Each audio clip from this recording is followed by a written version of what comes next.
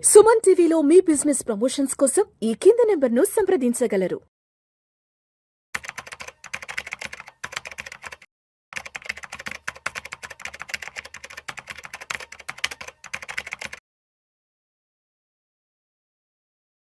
నమస్తే రేవంత్. నమస్తే అండి. Revanth, welcome to Vishnu talks and welcome to Suman TV. Thank you. ఇవాళ మీతో ఇక్కడ షూటింగ్ ప్రోగ్రామ్ ఉందని, మీతో ఇంటర్వ్యూ ఉందని నా ఫ్రెండ్కి ఒక 2 days ముందే మాటల్లో అన్నాను. నెక్స్ట్ 2 days లో రేవంత్ ప్రోగ్రామ్ ఉందని మాటల మధ్యలో అంటున్నప్పుడు చెప్పాడు, అరే రేవంత్ చాలా వీడియోస్ చూస్తుంటాను, చాలా ఈ కేస్ స్టడీస్ గురించి, వాటి గురించి, ఫైనాన్షియల్ ప్లానింగ్ గురించి ఏవో మాట్లాడుతూ ఉంటారు కదా, రెగ్యులర్గా చూస్తుంటాను రా అని చెప్పి నా ఫ్రెండ్ అన్నాడు.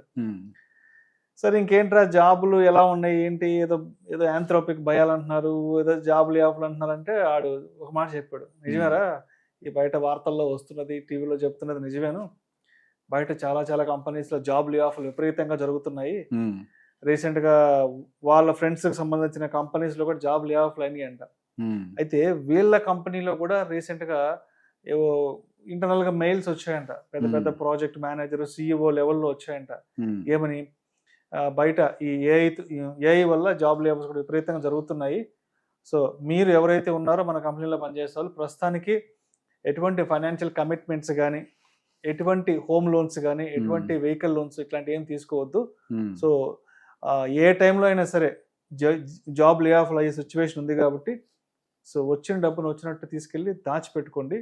ఎటువంటి ఫైనాన్షియల్ కమిట్మెంట్స్ కానీ, ఇన్వెస్ట్మెంట్స్ జోలికి ప్రస్తుతానికి వెళ్ళకండి అంటూ కూడా చెప్పారు. సో వాడేమో భయపడ్డాడు, అరే నెలకు ఒక 3 లక్షల దాకా సంపాదిస్తున్నాను, పెద్ద పెద్ద ఫైనాన్షియల్ కమిట్మెంట్స్ అన్ని పెట్టేసేసుకున్నాను, బట్ ఇప్పుడేమో బయట జాబ్ లే ఆఫ్లు అంటున్నారు, కొంచెం అయితే భయం వేస్తుందిరా, ఇప్పటి వరకు ఏం చేయలేదు, ఏదో ఒకటి చేద్దాం అనుకున్న సమయానికి ఇప్పుడు ఈ జాబ్ లే ఆఫ్లు అంటున్నారు, సిచ్యువేషన్ అంటే అర్థం కావట్లేదు. ఒకసారి ఆ అబ్బాయి మీ ఫ్రెండ్ ఏమవుతున్నాడు కదా, ఒకసారి అంటే ఇటువంటి సిచ్యువేషన్ ఫేస్ చేస్తున్న వాళ్ళ కోసం ఏదైనా ఒకసారి ఏదైనా ఒక ఎడ్యుకేటివ్గా ఏదైనా ఒక వీడియో చేసి చెప్పరా అని అడిగాడు.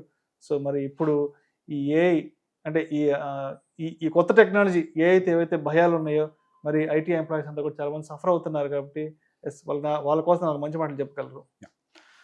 సో నేను ఫైనాన్షియల్ పాయింట్ ఆఫ్ వ్యూలోనే ఎక్కువగా మాట్లాడతాను, but at the same time ఒక ధైర్యం కోసం ఒక మాట ఏంటి అని అంటే, AI can only replace those who are not up to date. అంతే, అప్డేట్ కాని వాళ్ళకి కాని వాళ్ళు అంతకుమించి మనం భయపడాల్సిన అవసరం, కష్టపడే భయపడాల్సిన అవసరం లేదు. ప్రతి కంపెనీ బతకాలి కదా, కంపెనీ సర్వైవ్ అవ్వాలి అంటే 4 మనుషులు అయితే కావాలి. కాబట్టి those are not up to date, డెఫినెట్గా వాళ్ళు లే ఆఫ్ అవుతారు. సో ఫైనాన్షియల్స్లోకి ఎంటర్ అవుదాం. నేను ప్రతిసారి చెప్పే ఒక మాట, మనిషి జీవితం 75 సంవత్సరాలు అని మనం అనుకుంటే మొదటి 25 సంవత్సరాలు తల్లిదండ్రుల మీద మనం సర్వైవ్ అవుతూ ఉంటాం, చదువులు అన్ని వాళ్ళు చూసుకుంటుంటారు, ఉద్యోగం వచ్చే వరకు ఇంకా వాళ్ళ చూసుకుంటూ ఉంటారు. ఆ తర్వాత లాస్ట్ ఉండే 25 సంవత్సరాలు ఇక మనం రిటైర్మెంట్ ఫేజ్లో ఉంటాం. మన జీవితంలో ఉండేది మధ్యలో 25 సంవత్సరాలు. మన అసలు జీవితం, సంపాదించే జీవితం, ఉరుకుల పరుగుల జీవితం, బాధ్యతల జీవితం ఈ 25 సంవత్సరాలు. ఈ 25 సంవత్సరాల ఈ జీవితాన్ని ఒక మాయలాగా కనపడుతూ ఉంటుంది. నెలకి 2 లక్షలు 3 లక్షల రూపాయలు జీతం వస్తూ ఉంటే నా జీవితంలో జీతం శాశ్వతం అని అనుకుంటారు. కానీ సాడ్ రియాలిటీ ఏంటి అని అంటే, అసలు ఉద్యోగాలు పోవడం పక్కకు పెడితే మన జీవితంలో జీతం ఎప్పుడు శాశ్వతం కాదు. అసలు ఐటీ ఎంప్లాయీస్కి అయితే మరింత తక్కువ వర్క్ లైఫ్, 20 సంవత్సరాలు ఉంటే ఎక్కువ, వాళ్ళకి గట్టిగా 20 ఏళ్ళు, 15 ఏళ్ళు 20 ఏళ్ళు అంతే వాళ్ళ వర్క్ లైఫ్. 20 ఏళ్ళు మళ్ళీ మధ్యలో ఈ జాబ్ లే ఆఫ్ అంటూ ఏదో జరుగుతూనే ఉంటాయి, ఏదో ఒక న్యూస్ ఎప్పుడు ఇబ్బంది పెడుతూనే ఉంటుంది. వర్క్ లైఫ్ తక్కువ అంటే మనం సంపాదించుకునేటువంటి ఆ వయసు చాలా తక్కువ. ఆ టైంలోనే మనం ఏం చేసినా కరెక్ట్గా ఆర్గనైజ్డ్గా చేసుకోవాలి. చాలా మంది విషయంలో నేను ఎప్పుడు హోమ్ లోన్ తీసుకోకండి, ఎర్లీ ఏజెస్లో కమిట్మెంట్లు పెట్టుకోకండి, నేను అంత గట్టిగా వాదించినప్పుడు మనోళ్ళ కింద కామెంట్లు చాలా మంది పెట్టారు, హౌస్ ఈజ్ అన్ ఎమోషన్. ఇప్పుడేమైంది? ఇదే భయపడుతుంది ఎప్పుడు కూడా, అంటే మన భయం కూడా ఇదే. ఎంతో జీవితాలు చూస్తున్నాం మనం, లే ఆఫ్స్ మన చేతుల్లో ఉన్నాయా? ప్రపంచంలో మారేటువంటి టెక్నాలజీ మన చేతుల్లో ఉందా? ఏ రోజు ఏ యుద్ధం వచ్చి ఏ ఉద్యోగం పోద్దో తెలియదు, ఏ రిసెషన్ వచ్చి ఏ ఉద్యోగం తీస్తుందో తెలియదు. నిన్న మొన్నటి వరకు జస్ట్ లాస్ట్ ఒక 48 గంటల ముందు వరకు కూడా యూఏ, దుబాయ్ అంటేనే ద మోస్ట్ సేఫెస్ట్ కంట్రీ అనుకున్నాం, బట్ ఈ రోజు అక్కడ సిచ్యువేషన్, అక్కడ పరిస్థితులు ఎట్లు మారాయి చూసాము. నిజంగా అక్కడ నిజంగానే ఇక మీదట ఉద్యోగాలకు వెళ్ళే అవకాశాలు పరిస్థితులు ఉంటాయో లేదో తెలియదు. ఎంత టూరిజం పడిపోయింది, ఎంత బిజినెస్ పడిపోతుందో తెలియదు. బిజినెస్ పడిపోయింది అక్కడ కంపెనీస్ కి. సరే, రాత్రికి రాత్రి మనిషి జీవితంలో చాలా మార్పులు చేర్పులు జరుగుతూనే ఉంటాయి. ఇల్లు ఇటువంటివన్నీ కూడా ఒకవేళ ఇప్పటి వరకు ఎవరు ప్లాన్ చేసుకోకుండా ఉండుంటే దీన్ని ఒక జీవితంలో లెసన్ గా తీసుకోండి. ఇప్పుడు ఉద్యోగం పోవాలి అని అంటే రిసెషనే రానవసరం లేదు, టెక్నాలజీ మారినా చాలు అన్న విషయం ఇప్పుడు ఏ ప్రూవ్ చేసింది. ఇంతకుముందు రిసెషన్ వస్తేనే జాబ్ పోద్ది అనుకునే వాళ్ళం. ఇప్పుడు అప్గ్రేడ్ అయినా కానీ టెక్నాలజీ మన ఉద్యోగాలు పోతాయి. ఇది ప్రాక్టికల్ కేసు సినారియో. అంటే మన ఉద్యోగాలు పోవడానికి ఎన్ని ప్రాబబిలిటీస్ పెరుగుతున్నాయి. సో మనిషికి ఉండే ఈ 25 సంవత్సరాల సంపాదించే వయసు చాలా ఇంపార్టెంట్. వాడికి వచ్చేటువంటి ఫస్ట్ శాలరీ దగ్గర నుంచి వాళ్ళకు ఉండేటువంటి ఆఖరి వర్కింగ్ డే వరకు వాళ్ళ యొక్క సేవింగ్స్ అనేది ఎర్లీ టైం నుంచి దాన్ని కరెక్ట్గా ప్లాన్ చేసి ఉండాలి. ఐ టెల్ యూ, సింపుల్గా చెప్పేస్తా calculation. At the same time job పోతే ఏం చేయాలో కూడా చెప్పేస్తా. జాబ్ పోతే ఆల్రెడీ ఈఎంఐ ఉన్న వాళ్ళకు కూడా I give you the solution. First salary దగ్గర నుంచి ఫస్ట్ మీ రిటైర్మెంట్ని దృష్టిలో పెట్టుకోండి. రిటైర్మెంట్ అని అంటే 45 సంవత్సరాలు 55 సంవత్సరాలకు జరిగేది కదా, అప్పుడు జరిగే దాని గురించి ఇప్పుడు ఎందుకు ఆలోచించాలని మీరు అనుకోవద్దు. ఇప్పుడు ముందు పెళ్లి చేసుకుని పిల్లల్ని కనాలి, వెకేషన్కి వెళ్ళాలి, హనీమూన్కి వెళ్ళాలి, అట్లా అనుకో. దాని గురించి మాకు ఎందుకు బాబు అంటారు కింద కామెంట్స్ లో. అట్లా అనుకోవద్దు. ఎందుకనంటే జాబ్ ఎప్పుడైనా పోవచ్చు. వాలంటరీ రిటైర్మెంట్ ఎప్పుడైనా తీసుకోవాల్సిన పరిస్థితులు రావచ్చు. అది ఆరోగ్యం బాగోపోవడం వల్ల అవ్వచ్చు, యాక్సిడెంట్ వల్ల అవ్వచ్చు, జాబులు పోవడం వల్ల అవ్వచ్చు. వాలంటరీ రిటైర్మెంట్ ఎప్పుడైనా తీసుకోవచ్చు మనం. Retirement is not just at 55. Retirement could be at 40 also. అది మన చేతుల్లో లేదు. ఫస్ట్ లెవెల్లో మీరు ఈ రోజు అంటే ఒక సంవత్సరం తర్వాత జాబ్ పోయినా కానీ ఇంకో సంవత్సరం బతకడానికి కావాల్సిన డబ్బుల్ని ఆ మైండ్ సెట్ తోటి, అక్కడ బతకడం అనేది పాయింట్ కాదు, ముందు అనే ఒక రోజు. ఈ రోజు ఇంకో చిన్న ఉదాహరణతో చెప్తా. ఈ రోజు ముద్ద తింటున్నారా? పని చేస్తున్నారు కాబట్టి 4,000 నోట్లోకి వెళ్తున్నాయి. మరి పని చేయని రోజు కూడా ఈ 4,000 నోట్లోకి వెళ్ళాలి కదా, అదే ముద్ద నోట్లోకి వెళ్ళాలి కదా. అంటే ఈ రోజు ఒక ముద్ద మీరు నోట్లో పెట్టుకునేటప్పుడు మరో ముద్ద తీసి పక్కకు పెట్టాలి. అదే ఇన్వెస్ట్మెంట్. నేను ఇప్పుడు పని చేస్తున్నా కాబట్టి లోపలికి వెళ్తుంది కాబట్టి రేపు పని చేయని రోజు కూడా లోపలికి వెళ్ళడం కోసం పక్కకు డబ్బులు పెట్టాలి. ఎటువంటి పరిస్థితుల్లో ఎర్లీ ఏజెస్లో కమిట్మెంట్స్ పెట్టుకోకూడదు. ఎర్లీ ఏజెస్లో లైఫ్లో అన్స్టెబిలిటీ అనేది చాలా ఎక్కువగా ఉంటుంది. ఈ ఇన్స్టెబిలిటీని తట్టుకోవాలి అని అంటే కమిట్మెంట్స్ తక్కువగా ఉంటే తట్టుకోవడం సాధ్యం. ఈఎంఐ లాంటి భారాలు లేకపోతే తట్టుకోవడం సాధ్యం.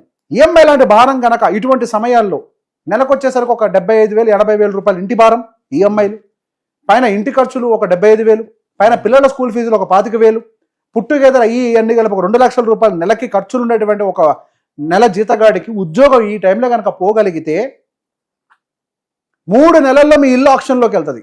బెంగళూరులో జరిగింది, ఆర్టికల్ వచ్చింది. 1,20,00,000 రూపాయలు ఇల్లు 3 నెలలు ఈఎంఐ కట్టలేకపోతే ఒక ఉద్యోగి 3 నెలలు ఆక్షన్లు పడేశారు. 90 లక్షలకు అమ్మేసింది బ్యాంకు 1,20,00,000 ఇంటిని. వాళ్ళకి రావాల్సిన 90 లక్షలు కాబట్టి. అందుకే ఎర్లీ ఏజెస్ ఇటువంటి కమిట్మెంట్స్ పెట్టుకోవద్దు. రూపాయి దాచుకోండి, ఇన్వెస్ట్మెంట్లు పెట్టుకోండి. ఇన్వెస్ట్మెంట్ ల్యాండ్ కాదు, మళ్ళీ లిక్విడ్ అసెట్స్. లిక్విడ్ అసెట్ మనిషికి ఒక ధైర్యం.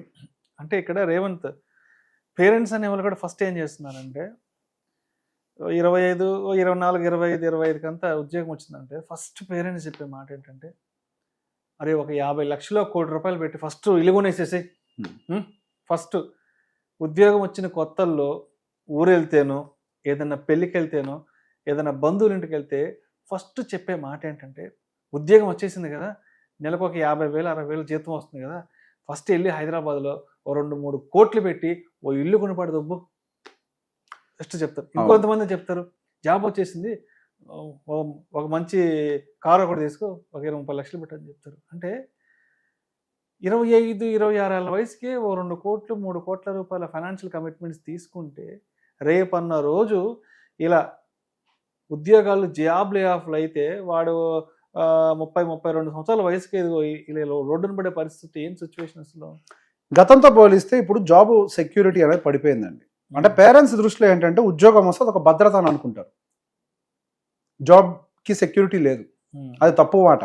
There is no security for a job. ఉద్యోగం ఎప్పుడైనా పోవచ్చు, దానికి ఎన్నో కారణాలు తోడుగా రావచ్చు, అది మన చేతుల్లో లేని పని. నేను ఫస్ట్ లెవెల్లో గతంలో ఎన్నోసార్లు నోర్లు చించుకొని మరి గట్టిగా చెప్పాను. ఎంత విమర్శలు ఎదుర్కొన్నా కానీ నా మాట మీద గట్టిగా నుంచున్నా.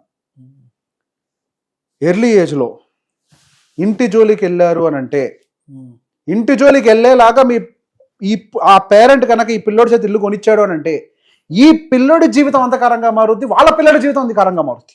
ఈ అంధకారంగా మారుద్దన్న సంగతి ఈ వీడియో మనం ఒక సంవత్సరాల క్రితం చెప్పాం, 1.5 year బ్యాక్ ఇట్లా జరుగుద్ది అని. పెద్దలే పిల్లల జీవితాన్ని అంధకారంలోకి నెడుతున్నారు అని ఒక వీడియో ఒకటి చేసాం మనం 2024 చివరిలో చేసాం ఒక వీడియో. అవును, ఆ రోజు చాలా విమర్శలను ఎదుర్కొన్నాం, ఇటువంటి ఏమైనా జరిగితే ఇబ్బంది చెప్పారు కానీ ఏదో అన్నారు అందరూ. అవును, ఇట్లాంటి పరిస్థితులు వస్తాయన్న భయంతో మనం వాటి జోలికి వెళ్ళొద్దు అని చెప్పారు. ఒకవేళ ఇప్పుడు మీ లే ఆఫ్ ఆల్రెడీ జరిగింది అనుకోండి, 3 నెలలు ఈఎంఐ కట్టకపోతే మీరు ఇదైపోద్ది కదా ఇల్లు. సో ఇప్పుడు ఏం చేయాలి అని అంటే గో టు మారటోరియం. మనకి మారటోరియం అని ఒక పీరియడ్ ఉంటుంది, 1 year వరకు వాళ్ళు ఇస్తారు. కంగారు పడకండి. First as those companies are suggesting not to have extra EMIs, we can't do anything, already అందరు ఈఎంఐలో ఉన్నారు, that is a sad reality. First మారటోరియంలోకి వెళ్ళండి. బ్యాంకు మీరు ఫస్ట్ ఈఎంఐ అంటే బౌన్స్ అయ్యే లోపలే బ్యాంకు దగ్గరికి వెళ్ళి మీరు మారటోరియం అప్లై చేస్తే ఆ వెసులుబాటు మీకు 1 year పాటు కల్పిస్తారు. ఈ 1 yearలో మీకు జాబ్ వచ్చిందా ఓకే, ఇఫ్ నాట్ జాబ్ వచ్చే పరిస్థితిలో లేదు, it might take some more time అనుకోండి, వదిలేయండి. ఫస్ట్ వదిలేయండి, లైఫ్ అక్కడ ఎండ్ అవ్వదు. We have many other opportunities to come, will definitely have an opportunity. See ఇప్పుడు శాలరీ ఆగిపోయింది, ఇదో గొప్ప సొల్యూషనా, ఇల్లు వదిలేయమంటున్నట్టే నీ దగ్గర ఉందా సొల్యూషన్? ఊర్లో పొలం అమ్మి ఈఎంఐ కట్టగలుగుతావా? నిజంగా ఉంటే ఆ పని చేయి. ఊర్లో పొలం వల్ల ఏం లేదు ఉపయోగం, ఇక్కడ నువ్వు ఉంటున్నావు అట్లీస్ట్ ఇంట్లో, ఆ ఊర్లో పొలం మీద అమ్మేసి కనీసం ఇంటి అప్పు తీసేస్తే నువ్వు కనీసం ప్రశాంతంగా బతుకుతావు. అంటే ఇక్కడ హైదరాబాద్లో ఇంటి అప్పు తీర్చాలంటే ఈఎంఐ తీర్చాలంటే ఊళ్ళో కనీసం ఒక 4-5 ఎకరాలు అమ్మితే కానీ తీర్చలేము. 4-5 ఎకరాలు అమ్మితే అవును ఇక్కడ క్లియర్ అవుతుంది, ఇక్కడ సొల్యూషన్ క్లియర్ అవుతుంది. అసలు ఉత్తమమైన పని ఏంటి అని అంటే, అసలు ఊర్లో పొలాలు ఏం చేస్తున్నాయి? గుడ్లు ఏమైనా పెడుతున్నాయా? వ్యవసాయం చేయట్లేదు కదా ఎవరు. ఇప్పుడు ఆల్రెడీ 35-40 సంవత్సరాలు మనకే ఉన్నాయి అని అంటే పేరెంట్స్ ఇంకా పెద్దోళ్ళు అయి ఉంటారు కదా, ఆల్మోస్ట్ ఇప్పుడు వాళ్ళు వ్యవసాయం చేయరు కదా, 65 to 70 ఏజ్కి వచ్చేసారు, వాళ్ళు వ్యవసాయం చేయరు కదా. అమ్మేసి అట్లీస్ట్ ఇంటికి ఈఎంఐ క్లియర్ చేసుకొని అన్సర్టెనిటీ నుంచి బయటపడండి. ఇప్పుడు నెలకి కనీసం మీకు ఈఎంఐ మంద నెలకు ఒక 80,000 లక్ష రూపాయలు ఏదైతే కడుతున్నారో అది మిగిలింది అనుకోండి, ఒక సంవత్సరం కార్పస్ క్రియేట్ చేసుకోగలుగుతారు. Uncertainty will be there. Already మన ఒక పాత టెక్నాలజీలో ఉన్న టెక్నాలజీ మారబోతోంది. ఈ ట్రాన్సిషన్ పీరియడ్లో ఇటోళ్ళు అవుట్ అవుతారో అటోళ్ళు ఇటు అవుతారు. ఈ ట్రాన్సిషన్ పీరియడ్లో మనకి ఏవైతే ఫిజికల్ అసెట్స్ ఖాళీగా పడున్నాయో, ఇంటిని అమ్మే సిచ్యువేషన్ కంటే ఖాళీగా పడున్న వాటిని అమ్మేసి అప్పును తీర్చుకోవడం ఉత్తమమైన పని. ఏం కాదులే అని చెప్పి ఈఎంఐలు బౌన్స్ చేసుకుంటూ వెళ్ళారు అనుకోండి, ఏం కాదులే బ్యాంక్ ఒకటి ఇంటి మీదకి వస్తే సమాధానం చెప్దాము అని ప్రిపేర్ అయ్యారే అనుకోండి, కన్సిడర్ మీ ఆప్షన్లోకి వెళ్తారు. ఇంకా దానికి మించిన దరిద్రం ఇంకోటి లేదు. ఇంట్లో పిల్లలు అప్సెట్ అవుతారు, మీ ఇంట్లో భార్య అప్సెట్ అవుతుంది, చుట్టుపక్కల వాళ్ళలో బ్యాంకోడు ఆ ఇల్లు గుంజుకుపోయాడన్న ఒక మాట మిమ్మల్ని మానసికంగా కుంగదీస్తుంది, కరువు పోతుంది. దానికంటే ఉత్తమమైన పని ఏంటి? Managing your assets properly. ఏదో ఒకటి ఖచ్చితంగా ఉంటుంది కదా, ముందు అమ్మేసి అప్పు తీర్చేయండి. లేదు మొత్తం తీర్చలేకపోతున్నాను అనుకోండి, 1 కోటి రూపాయలు అప్పుకు 10 లక్షలు కట్టగలుగుతున్నాను అనుకోండి, ముందు 10 లక్షలు కట్టేయండి. వాడు 3-4 ఏళ్ళు మిమ్మల్ని కలుగుతాడు, మీరు కట్టిన దాంట్లోంచి ఈఎంఐని అడ్జస్ట్ చేసుకుంటాడు. అదన్నా చేయండి. నాకు తెలిసి టూ మెనీ జాబ్స్ కనుక లే ఆఫ్ అయితే మారిటోరియంస్ కూడా ఇవ్వరు. ఇంకా మారిటోరియం కూడా లిమిట్ ఉంటుంది, బ్యాంకులు సర్వైవ్ అవ్వాలి కదా, మారిటోరియంస్ కూడా రావు ఇంకా మీకు. సో బెటర్ ఇప్పటి నుంచే లిక్విడిటీ త్వరగా ఎక్కడ దొరుకుతుందో చెక్ చేసుకొని కొంత తీసి ముందు కొద్దిగా లోన్లు క్లియర్ చేసుకొని భద్రంగా పెట్టుకోండి.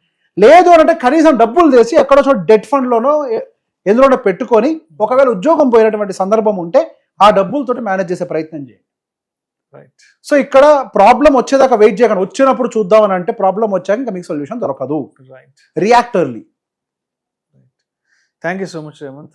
అంటే ఇప్పటికే చాలా ఫ్యాక్ట్స్ మాట్లాడుకున్నాం, చాలా మంచి విషయాలు మాత్రమే మాట్లాడుకున్నాం. అవును, కాబట్టి పబ్లిక్కి నచ్చవు, ఇష్టపడరు కాబట్టి సో ఈ వీడియో ఇంతటితో స్టాప్ చేద్దాం. ఓకేనా? Thank you so much. Thank you.